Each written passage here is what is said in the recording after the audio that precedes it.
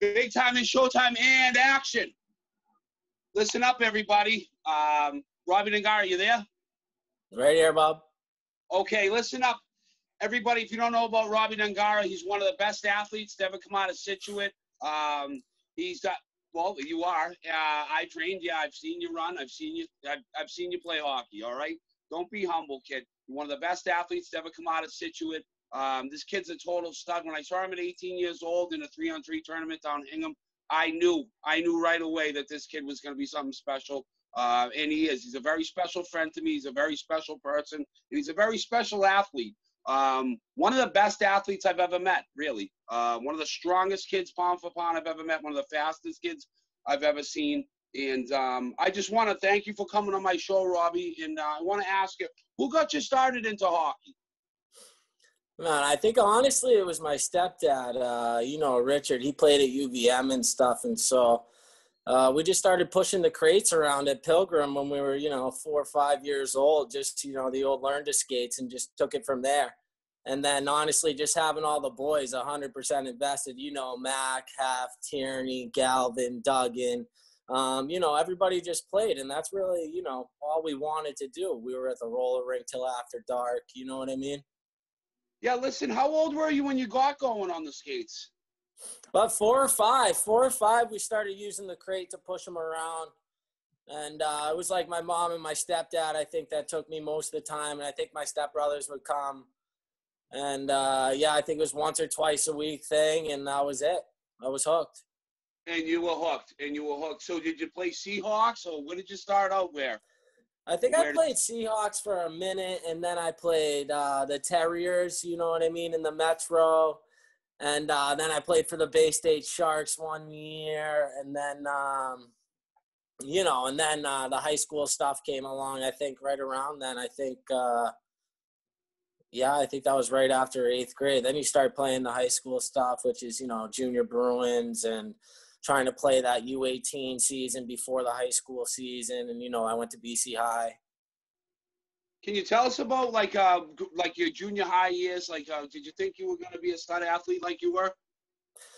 No, man. The only thing that I knew at the time is I love playing sports, man. It was my best distraction. It was, it's what we all live for. Me and the boys played every single thing. We played golf, baseball, hockey, football. And, all we really wanted to do was either do that stuff or be at the beach. And so I was pretty much addicted to it all at a young age. But I think hockey and baseball kind of solidified itself starting right around high school. Well, did you have the hand-eye coordination in the other sports like you did in hockey? You had unbelievable talent, kid. Yeah, I mean, the best part about my baseball game was for sure my bat. So I guess that counts. And you can hit a golf ball. I've seen you hit a golf ball. I love it, man. We're getting back into it. I'm up in Maine right now. They got some nice courses. Listen, where are you at? I'm in Maine, like right near Lake Sebago. Okay. Any courses up there that the golfers out there would know? I think it's called Point Sebago is the name of the one that I played. It's a pretty nice track. Oh, right. How'd you do? Not bad, but keep trying to break 80. You know really? What I mean? We shoot 80, 81. No, that's pretty damn good for me anyway. I don't think I've ever got better than 85, to be honest with you. But one of the best around is your dad. Yeah. Legend of Widow's Walk. Yeah. Thank you. Yeah. Listen, let's get back on track here with the hockey show. Thank you for coming on the Billy Big Time Show, by the way, you stud. Hey, listen, so you're in middle school. You're hanging out with the friends all the time. You're playing football. You're playing this. You're playing that. And did you decide to go to BC High, or did your stepdad or your dad or your mom, or who made that decision? Well, I mean, it was kind of great because it really did work out for everybody. I honestly think that freshman year bus had about 12 or 13 kids from Scituate. And so it was that. And, I kind of knew that it was the best option for my hockey career, as well as my grandfather was a huge BC High guy. So, covering those three things, I was absolutely fine with it. All my best friends were going. It was all fine. Yeah, I went to BC High as well, and shout out to BC High. So listen, you're at BC High. You're like, man, but there's no fucking girls here. Or were you just so focused on the hockey that you didn't care? Well, I mean, you know, you always care. You're a young buck in high school. Of course, you want to run around and have some fun and whatever, the school dances and stuff. But 1,000% sports came first in my life, always. So listen, so you're a freshman at BCI. Did you make the varsity, or did you play on the freshman team or the JV team? No, played on the freshman team the first year and stuff. It wasn't until sophomore year that we, kind of got the nod, which is kind of like, I think there was only a few people to do it. I think you might have been one of the people, but I only played 3 games as a sophomore. I played JV as a sophomore. Listen, yeah, BCI, yeah, you got to really earn it at BCI. You got to be you a really lot do. better if he's an upperclassman. Yeah, 100%. So listen, so you went all 4 years at BC High? All 4. Okay, and then are you getting draft offers, or are you looking at the NHL looking at you, the D1's looking at you? Oh, I lost the motherfucker. Oh, there you are. I got you. I mean, we had a great time there. So, 100%. We won 2 state titles, and, those were some of the best times of my life with, some of my best friends. Yeah. What's up? Who was on the team with you that won those titles? I didn't know about you won 2 state titles. I didn't know that. Mike Wolf played at Brown.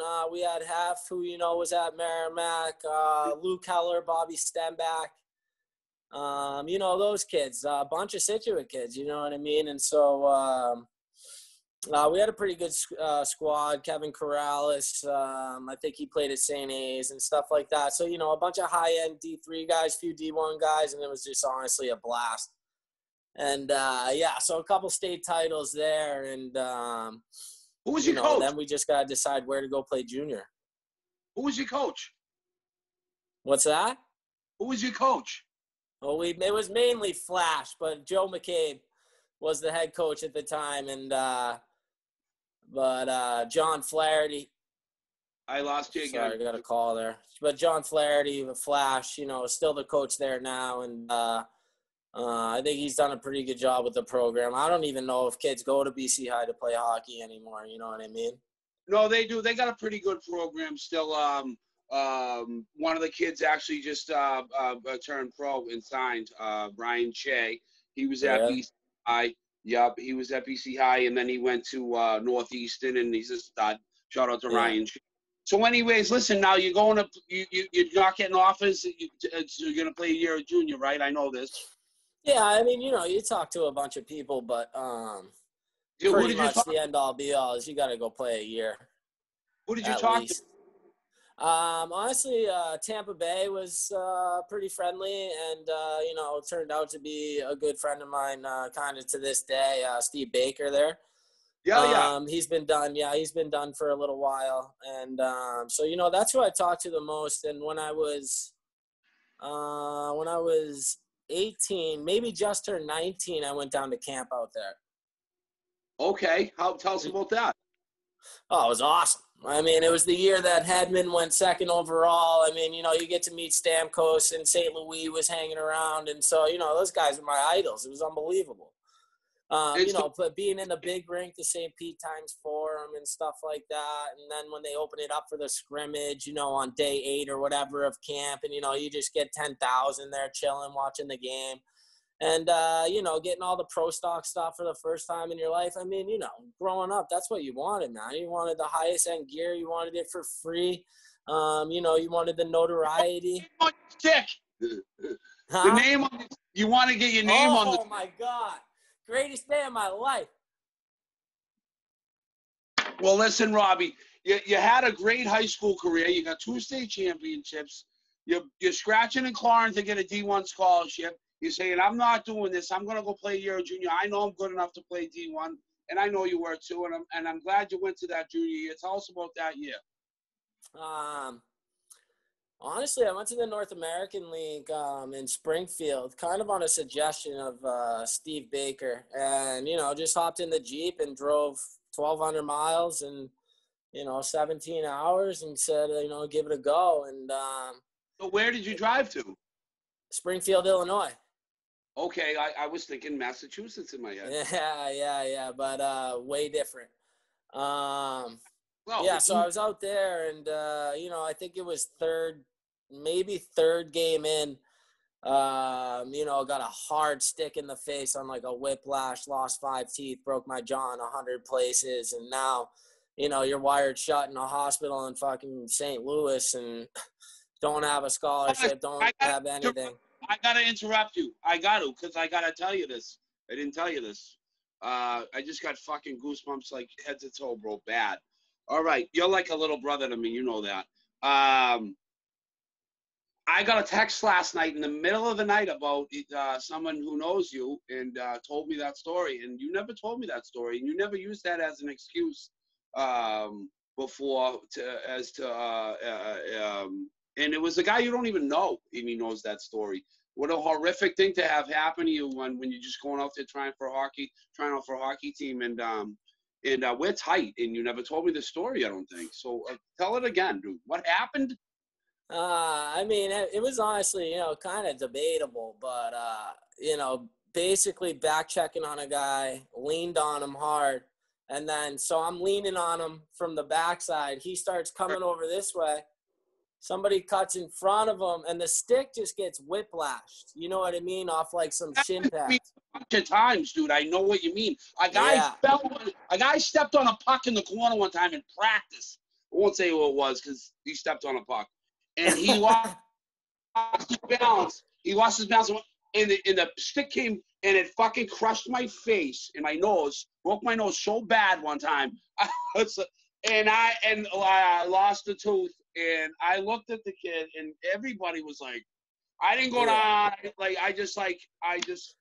It just was so bad. Yeah, I had to breathe a bit. Yeah, exactly. So what happened? That same thing? Nah, yeah, that same thing, man. And then everything vibrates really bad. You know what I mean? You don't know what happened. You just know something happened. And then I realized that I was choking. And I was like, what the fuck's going on? And when I opened my mouth, 4 of the teeth fell out. But I swallowed. I was choking on the 5th. You just got goosebumps again, kid. Bro. So what happened? Because, man, I broke my jaw. I hit my jaw, so the teeth came out whole. Holy fucking shit. I've never heard Good times, baby. Good times. So what? So now you're in a hot, so your world's fucking, did you get knocked out? No, man. It was just really, everything started buzzing. Like ringing? Yeah, didn't know what happened. The face. My brother got hit in the face with a baseball bat and just went. His friends tell the story. Yeah, hit in the face with a baseball at Great Woods. Jesus. Yeah. Well, that's the only guy I ever know that could probably eat one of those. Yeah, he did. And he started chasing the guy, and he said after like 100 yards, it started to pound, and then he was just like, oh. And Shout out Nicky. Shout out Nicky. Nicky, toughest kid in the world. Anyway, oh yeah, smartest kid too. So listen, so now you're like what, in a hospital in Springfield, Illinois? No, I was playing. We were playing in St. Louis, which was only like an hour from Springfield, Illinois, and man, I didn't have anybody there, and so just sitting in a hospital bed, kind of wondering what to do. My team left. My team left and went back to Springfield. They're like, let us know if you need a ride. And so I flew home, but I only flew home for 6 days, man. And then I was just, I flew back to the team. I think we had like a showcase tournament or whatever that I really wanted to play in. I put a cage on. I had a McDonald's black and white milkshake before every game, get some calories in me, pop a Percocet and go play. Wow. Yeah. Didn't have a deal. What was I going to do? What was it like to play on perks? Were you high? You must not have been high. No, because the pain was so bad. It was at the point, I was still at the point where the wind of skating would, really hurt the teeth and the jaw. You poor kid. Oh, man. So what are you doing now? So you don't play in that tournament, or you do? I do. Okay, do you do all right? Are you fucking? Yeah, I did all right. I was pretty surprised. I had a bingo the first game, but I think I only had like one or two other points the rest of the weekend. And it was okay, man. It's just Bingo. I'm old. couple bangers, but it sucked. Did you say a bingo? You had a bingo like a bong hit or a bingo? No, like a bingo. Goal? Yeah. Hey, I'm an old bingos. Man. Couple G notes. Hold on a second. I got a gen about 100 yards above my house. It's the loudest plane I've ever heard since I moved here. Oh man. Yeah, so now you got a broken jaw. You're playing with a cage on. How many games into the season are you, or you're not even into the season? And that showcase I think was really the start. We only had one or two, so I still played like 45 games that year. Okay, so how'd you do? And not bad. What's the name of your team? You never even said. Springfield Junior Blues. Okay, there you go. Yeah. It was There's a Springfield in every fucking state. Yeah. Bro, so listen to this. I won't name names either, but during that time, in that year, my coach, okay, his wife's pregnant. He's married with a kid on the way. Is it your kid? God, no, man. I mean, how would that happen? So the big donger. Bro, he gets caught fucking my billet mom. What? Yeah, I have to move out. Why? My coach gets fired. We got a coaching change middle of the season. Why, man? It's because he got caught cheating on his wife with the lady that does the stats. Yeah, but I mean, is that such a big deal? Man, it was just a wild year, but I'm fucking 19 years old. I'm like, what? You didn't know what was going on at the time, or you did? No. I mean, everybody kind of was like, chirping about it a little bit, but when it all blew up in their face, I was like, wow. So then what happens? Who do you get for a coach now? The assistant. I think his name was Andy Maher. Okay. Was he any good? He was okay. He was like, he was an NHL guy, no? I don't know. I don't think so. I know the name Maher is MEA. Yeah. I don't think it's him though. Okay, yeah. Okay, there's an NHL guy that plays. But he was too much of a pickle. He never stepped foot in the show. So listen, so you got 45 games this your season. Did you have decent numbers? Yeah, it was okay, man. Probably just under the point a game. Okay, so now you feel like, did you get the scholarship after that season, during the season? How did it work out that you got a scholarship to play at Northeastern? Basically, man, it was after that season that I started really talking to people, and then Tampa. Anyone during the season, Robby? Yeah, I mean a few people, but it was really after the season that it then became the idea that I was gonna have to play another one, but as long as I played the other one, I'd have a good amount of offers. You know what I mean? And did you play another year? Yeah, so I played another year, but it wasn't until that summer when I went to go try out for Youngstown that I met Albie O'Connell at Northeastern, who came down after a scrimmage and talked to me. And of course, being from Scituate and south of Boston, that one was pretty high on my list. I basically said yes at the. Yeah. You know what I mean? Yeah, you were hungry. You were hungry, bro. And then what? And tell us about that second year. What you were thinking all year? How'd you do? Did you have good numbers? And where were you? Once again, like around a point a game. Me and coach didn't like each other very much. What team for your second year in junior? I played in Wayne, New Jersey for the Hitmen. Okay, tell us about it. Yeah. I mean, honestly, I was getting work done on my face most of the year while still trying to play. Yeah, that injury. So it was tough, but I can't believe you never told me that about that. I got that. Bro, I must have. I got that no, you never did. You never did. You never used it as an excuse. Well, I got fake gibbers. No, I don't. I don't pay attention to you young guys about your little stuff like that. So, anyways, you're a freshman now. Fuck the junior. We're out of there. We finally made it. We're 20 years old. We're ready to rock, right? We're 19. Hell yeah. Hey, tell me, what's it called? Core. No. Heart.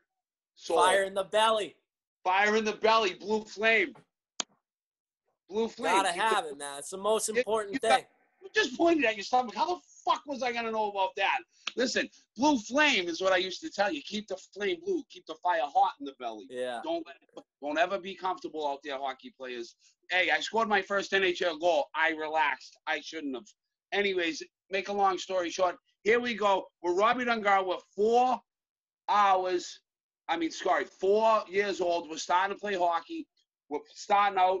We're making it all the way. Now, we've played 16 years of hockey. We trained for a couple of years at the beginning to learn how to skate. Then we played hockey at 8 years old. So now we're living our dream. We're in Northeastern.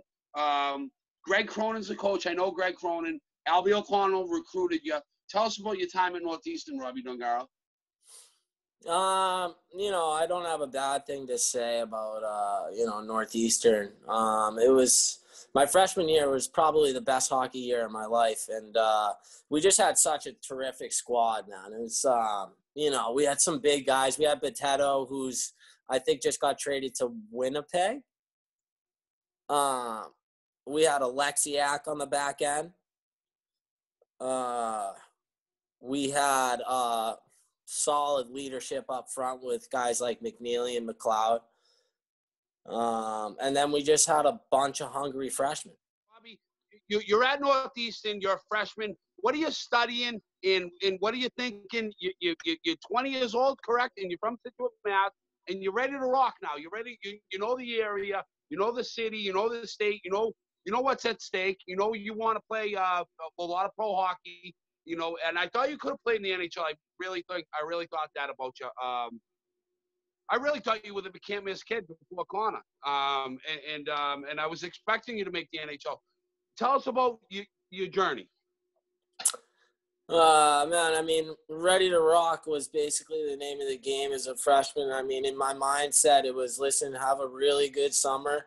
And now you have the opportunity to prove every single person wrong, whoever doubted you, whoever said that you were maybe too small or not skilled enough or whatever it was. Was that something? Stop. Now, was that something that motivated you all along?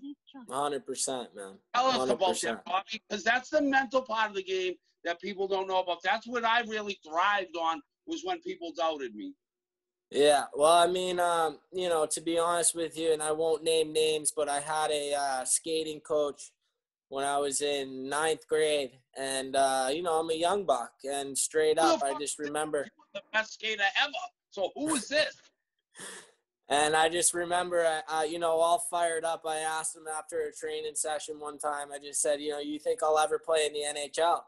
And he just looked at me dead in the eye, and he said, no. And I just said, okay, but I tucked that one in my back pocket. I wish I was your skating coach, because you probably would have made the NHL because you had enough talent. Yeah, so I tucked that one right in my back pocket, man. I never forgot about it. And what a fucking maggot, anyways. You know who it is. Yeah, no, I don't, but you can tell me after. So listen, you're at Northeastern now. Now you're like, did you call that guy and say, hey, go fuck yourself, I'm on my way? Nah, man, the opposite, bud. You know what I mean? They come crawling back, and you wait for them to come crawling back because everybody loves you when you're at the top, bub. You know that. I know how that goes. You know what I mean? So, and then, it was still a battle, bud. As a freshman, were you a featured player with Greg? No, Greg Cronin's your coach, great coach. Yeah, had to earn it. 100% had to earn it. We had some big guys coming in, Brody Reed, Braden Kim, Jamie Alexiak. How did you earn it?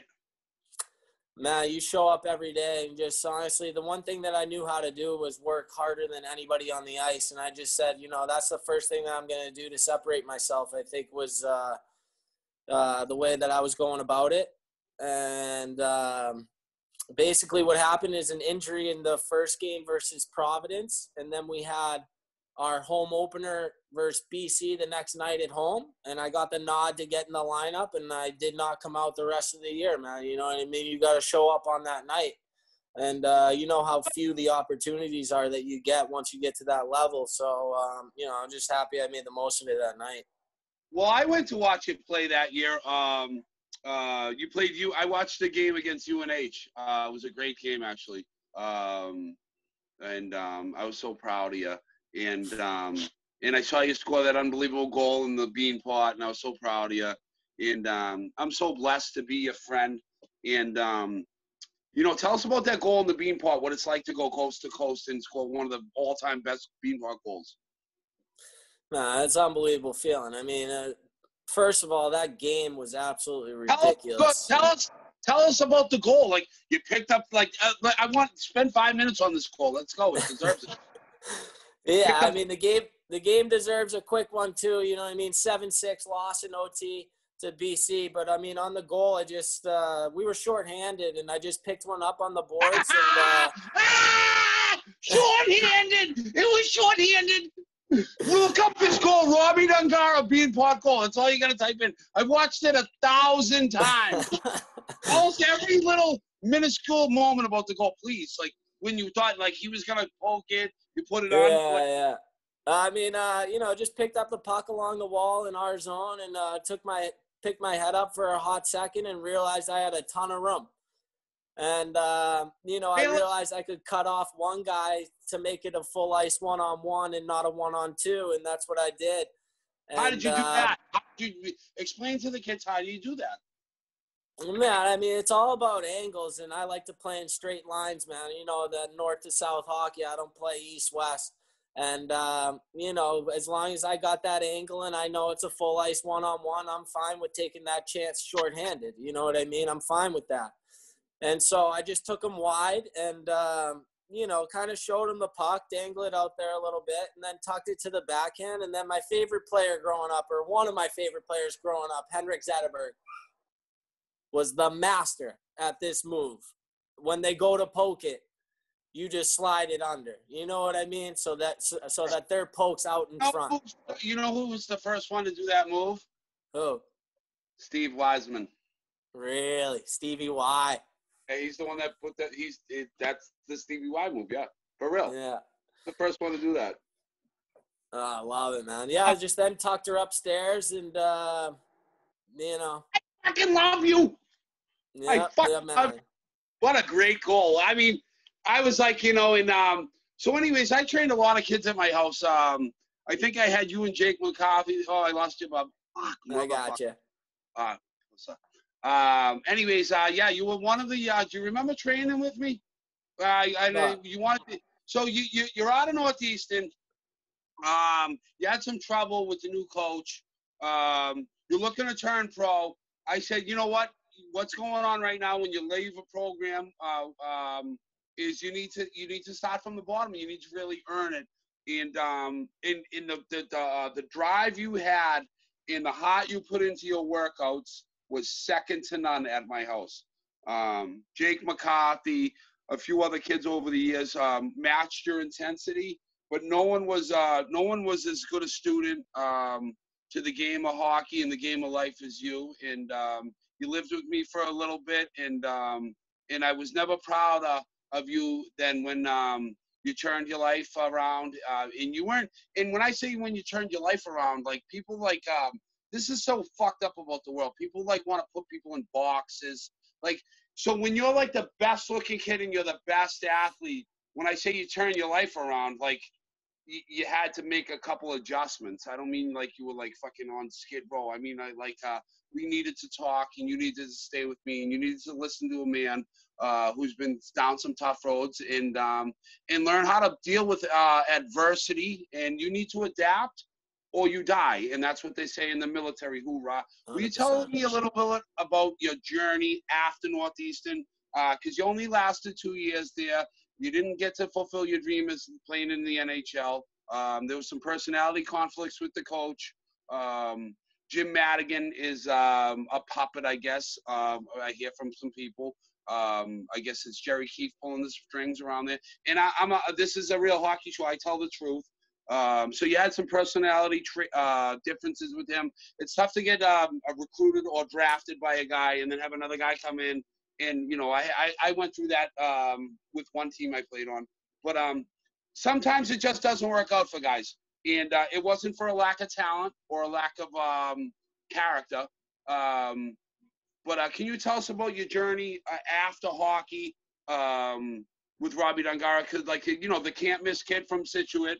You know, and when I mean can't miss, like, you weren't 6'4", but you played like you were 6'4" and you were 5'10". So tell us about Robby Dongara, his life after hockey, how you feeling now, and you've been a great interview, buddy.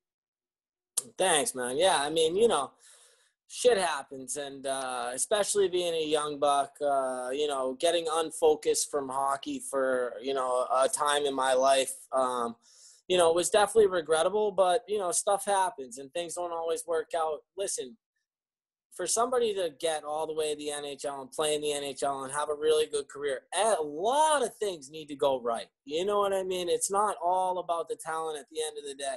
And so, you know, while I shot myself in the foot a couple times here and there, you know, what I basically learned after, and especially when, you know, we put those few solid months in at the gym there, I think it was around 5 or 6 months, we just went hard. You know, that structure, that discipline, and basically your ability to deal with adversity is what it boils down to. You know what I mean? And if I could tell these kids one thing, the young bucks coming up, you know, it's just, listen, put your nose down, work as hard as you can, and worry about yourself. Don't listen to the birds. Everybody's going to, if you're good enough, everybody's going to be chirping. If you're good enough, you're going to have haters. You got to be able to rise above it, and you got to keep yourself on a mental keel, because the game exists right here. And that's it. It's right here. Keep going. That's it, man. I'm up in Maine now. I'm chilling, bro. I got, you know, 2 jobs. COVID messed everything up. No, talk to the kids. The kids are listening. I mean, you know, I mean, that's what I want to do. You want to be an example for kids. And, you know, while you can't always be the inspirational story, you know, sometimes the story of caution is just as important, because, you know, if I had the mental maybe support, you know what I mean? I don't know. I feel like these kids need to be maybe nurtured a little bit more in, you know, not in a pussy sense, but just in the sense of, you know, somebody's got to care. Somebody's got to care. And I think that's what we try to do on our show is we try to, this is what I'm trying to do, actually. I'm trying to give back in a weird sort of way with some humor and with some levity and with some truth. And your story's unbelievable. And when I saw you play at 18 years old, I was like, there's no way this kid won't play in the NHL. Do you still follow hockey? Yeah, I mean, I don't follow it a lot, but I'll tell you what, once the playoffs come on, 100%. Do you know that you look like that actor that plays in Star Wars? What's his name? You called me Luke Skywalker at the beginning. I don't know. Like, it's that guy.